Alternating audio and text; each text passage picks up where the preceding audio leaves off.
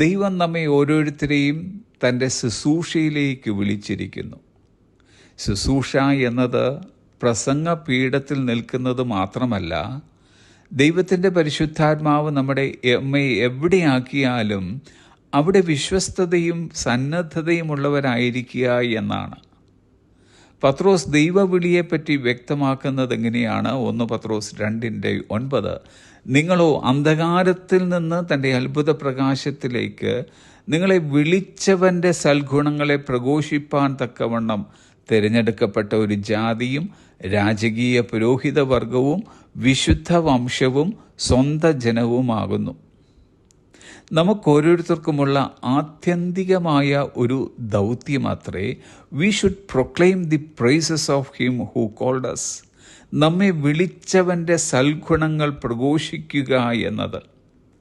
ഇതൊരു കൂട്ടം ആൾക്കാർക്ക് വേണ്ടി മാത്രം പറഞ്ഞിരിക്കുന്ന കാര്യമല്ല, പകരം ക്രിസ്തുവിൻ്റെ രക്തത്താൽ വീണ്ടെടുപ്പ് പ്രാപിച്ച എല്ലാ ദൈവമക്കൾക്കുമുള്ള ഒരു ദൗത്യമാണിത്.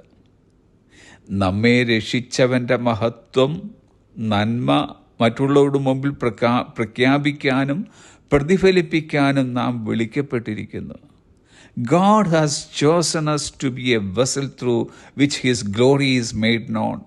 ദൈവം നമ്മെ തൻ്റെ മഹത്വം വെളിപ്പെടുത്തുന്ന ഒരു പാത്രമായി തിരഞ്ഞെടുത്തിരിക്കുന്നു.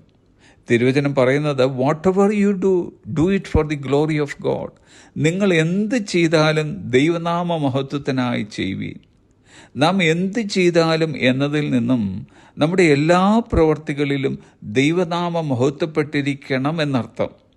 എന്ന് വെച്ചാൽ നമ്മുടെ പ്രവൃത്തികളിൽ 100% ദൈവനാമം മഹത്വപ്പെട്ടിരിക്കണം.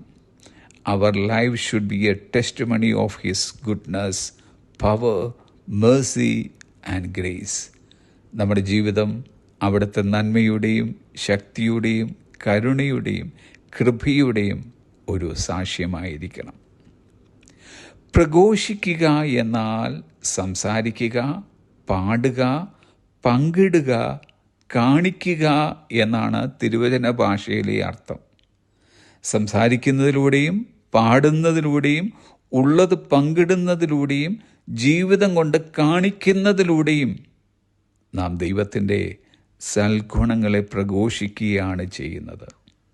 So dear friends, let us live our life as a billboard for God's glory. ദൈവ മഹത്വത്തിനായുള്ള ഒരു പരസ്യ ബോർഡായി നമുക്ക് നമ്മുടെ ജീവിതം നയിക്കാം. Have a blessed day.